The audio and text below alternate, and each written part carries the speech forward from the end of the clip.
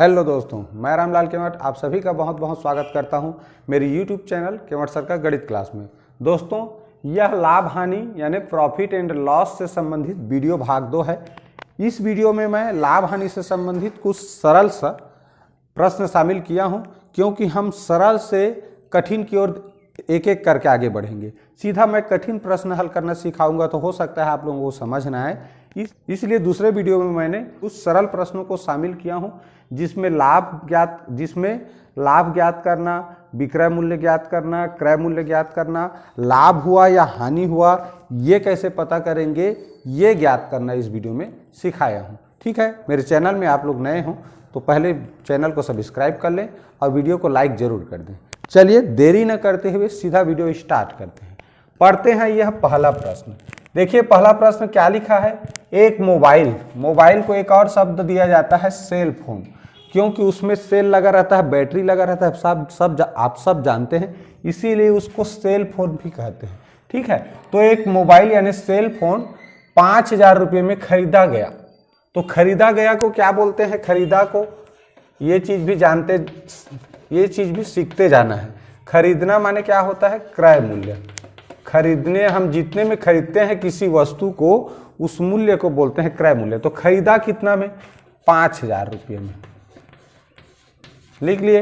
अब 5,500 रुपये में बेचा, तो बेचा उसको क्या बोलते हैं जी, विक्रय मूल्य बोलते हैं।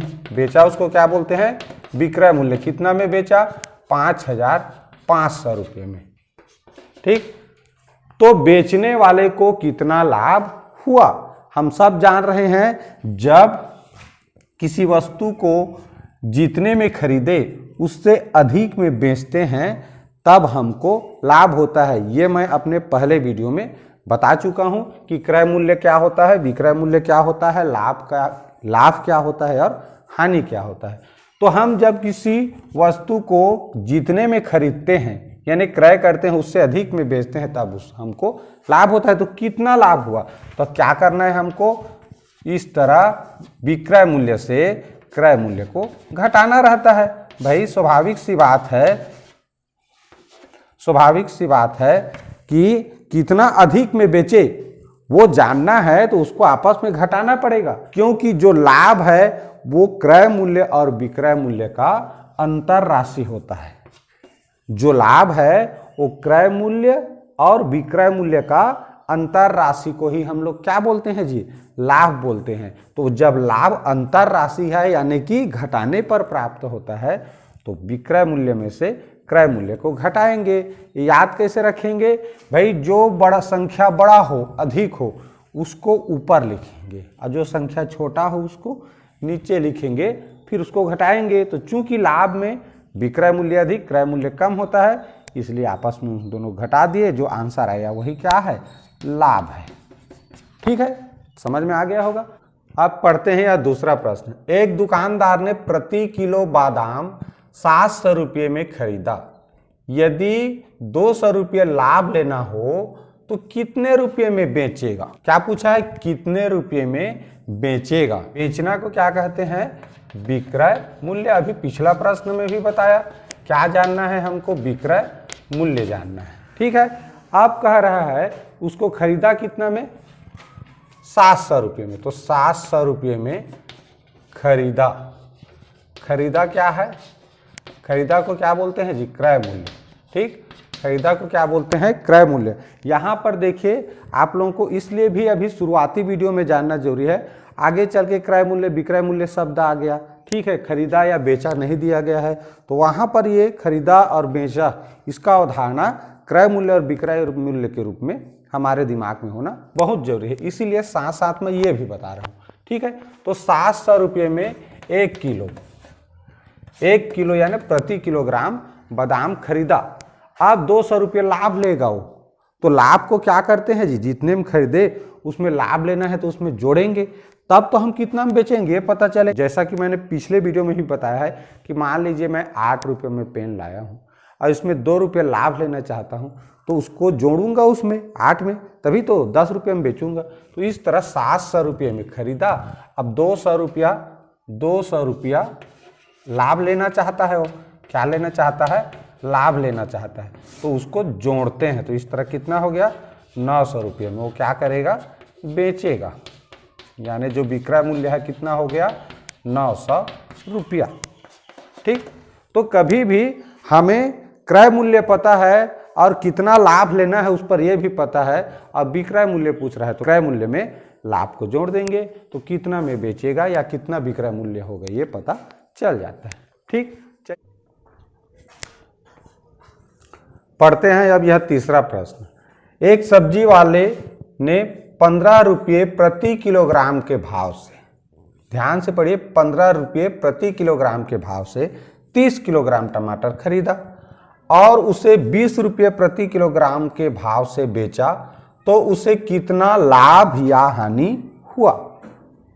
प्रश्न में ये नहीं कहा गया है कि उसको लाभ हुआ या हानि हुआ, ये हमको पता करना है लाभ हुआ कि हानि हुआ, साथ ही साथ कितना लाभ हुआ और कितना हानि हुआ।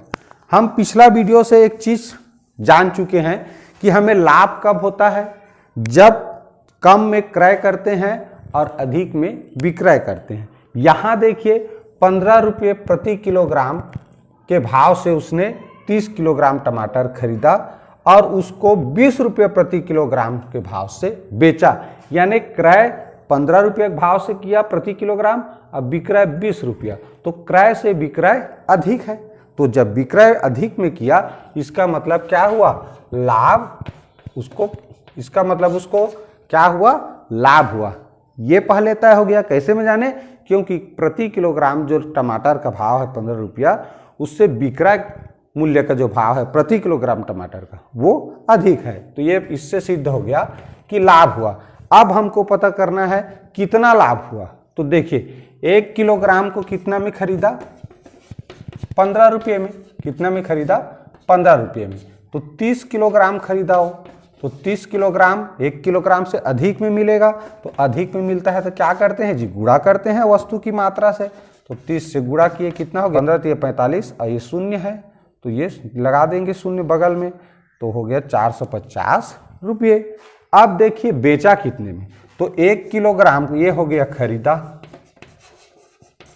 अब बेचा कितना में देखते हैं, पता करेंगे। तो बेचा 1 किलोग्राम को कितना में, 20 रुपये में। तो कितना टमाटर खरीदा था, 30 किलोग्राम। तो 30 किलोग्राम टमाटर को वो बेचा कितने में, 1 किलो को 20 में, तो 30 किलोग्राम को 1 से अधिक, एक नियम से हम लोग जानते हैं। ठीक है, तो कितना हो गया, देखो कभी भी शून्य वाली संख्या का गुणा कैसे करते हैं, अंकों का गुणा कर दो, 2 तिया 6, दोनों तरफ देखो, एक शून्य इधर भी है एक शून्य इधर भी, कितना हो गया 600। तो कितना हो गया 600 रुपये में उसने बेचा। अब हमको जानना है कि उसको कितना का लाभ हुआ। तो हम जानते हैं लाभ निकालना है तो कैसे करते हैं जी, कितना में बेचा, तो 600 रुपये में बेचा। और कितना में खरीदा था, तो 450 रुपये। अब दोनों को आपस में घटा देते हैं तो पता चल जाता है, 10 में से 5 गया 5, इस तरह आ गया 1, यानी 150 रुपये उसको क्या हुआ जी, लाभ हुआ। ठीक, तो इस तरह से लाभ वाला जो प्रश्न है कई तरीके से बनाया जा सकता है। देखो शुरू वाला में सिंपल बनाया था, यहाँ पर थोड़ा सा यहाँ विक्रय मूल्य ज्ञात करने के लिए बनाया था। ये वाला जो लाभ का प्रश्न है वो बाकी से कठिन है, यानी पहले वाले प्रश्न से कठिन है। ठीक है, तो ये भी आशा है आप लोगों को समझ में आ गया होगा। इस तरह के प्रश्न में ऐकिक नियम का प्रयोग होता है, इसीलिए ऐकिक नियम पहले पढ़ा दिया गया है। यदि आप लोग ऐकिक नियम का वीडियो देखना चाहते हैं तो डिस्क्रिप्शन में आपको उसका लिंक मिल जाएगा। साथ ही साथ प्रतिशत से संबंधित भी जितने भी वीडियो अभी तक मैं बनाया हूँ उसका लिंक भी आप डिस्क्रिप्शन से प्राप्त कर सकते हैं। ठीक है, अब पढ़ते हैं यह चौथा प्रश्न।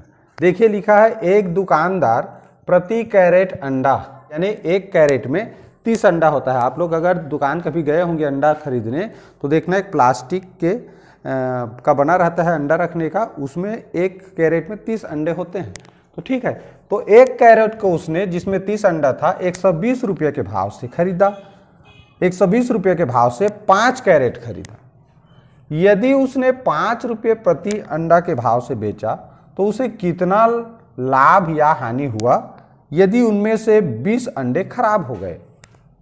तो इस प्रश्न में हमको कितना में खरीदा, कितना में बेचा ये स्पष्ट नहीं है, और हमको लाभ हानि जानने के लिए जब तक कितने में खरीदा और कितने में बेचा ये नहीं पता रहेगा तब तक लाभ या हानि बता नहीं सकते। तो सबसे पहले हमें पता करना है जितना भी अंडा खरीदा उसको कितने में खरीदा और उसे कितने में बेचा।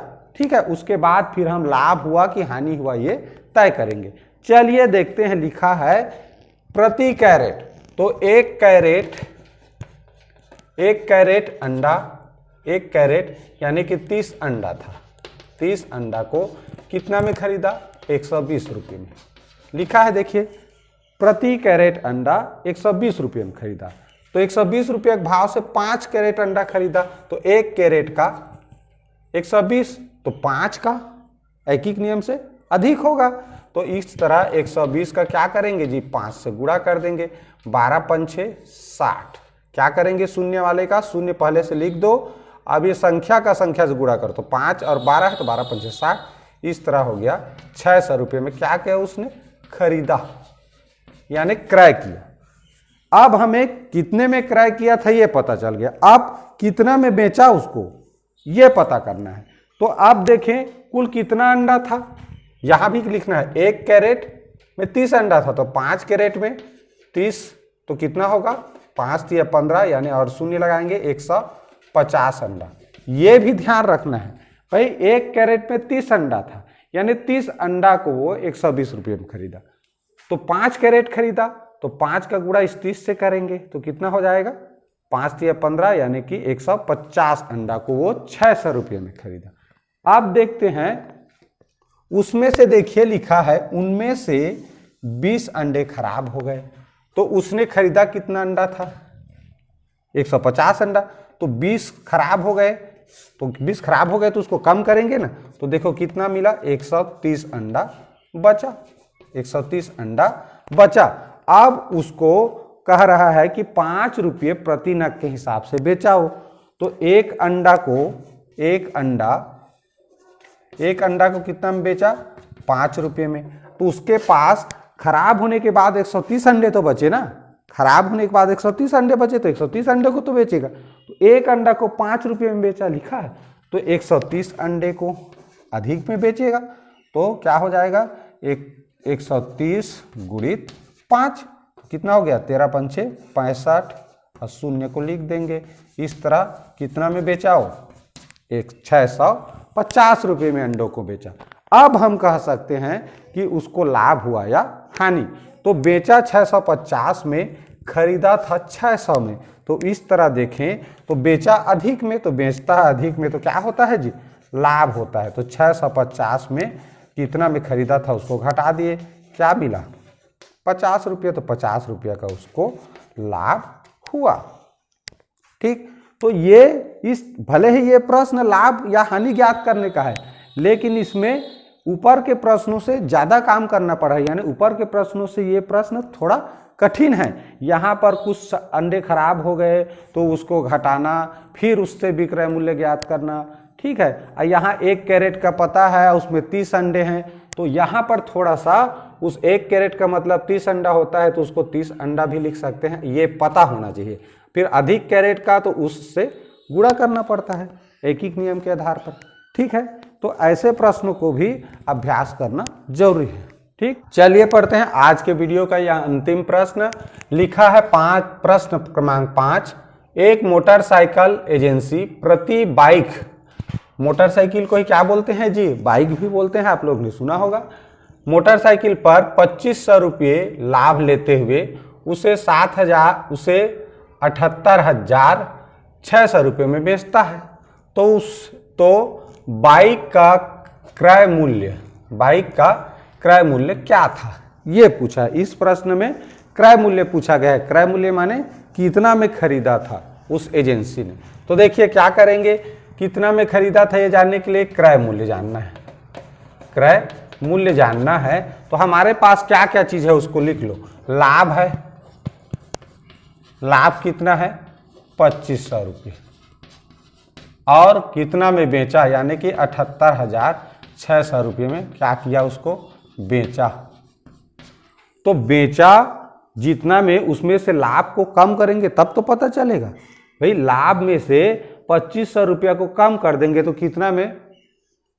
कितना में वो खरीदा था वो पता चल जाएगा। बस यही करना है। इसका मतलब क्या हुआ, सूत्र बनाना चाहे तो देखो विक्रय मूल्य में से वास्तव में लाभ को क्या करना रहता है, घटाना रहता है। घटा देंगे तो हमें पता चल जाएगा। चलिए घटा देते हैं। 78,600 में से 2500 रुपया को घटा देते हैं। 0 में से 0, 6 में से 5 गया 1, 8 में से 2 गया 6 और इस तरह हो गया 76,100 रुपये में उसको क्या किया था जी, क्रय किया था। यानी उसका क्रय मूल्य यानी खरीदी मूल्य क्या था उस बाइक यानी मोटरसाइकिल का 76,100, जिसे उसने 2500 रुपये लाभ लेते हुए बेचा था। ठीक, तो इस तरह से हम इस वीडियो में लाभ, विक्रय मूल्य, क्रय मूल्य, अगर लाभ और हानि के अलग अलग तरह के प्रश्नों को किस तरह हल कर सकते हैं इसमें बताए हैं। ठीक है, आशा है आप लोगों को यह वीडियो अच्छा लगा होगा और अच्छा लगा हो तो प्लीज़ लाइक करना मत भूलिए। कमेंट करके जरूर बताइए कि वीडियो कैसे लगा। अगर चैनल में नए हैं तो सब्सक्राइब जरूर कर लीजिए। पूरा वीडियो देखें, इसके लिए बहुत बहुत धन्यवाद।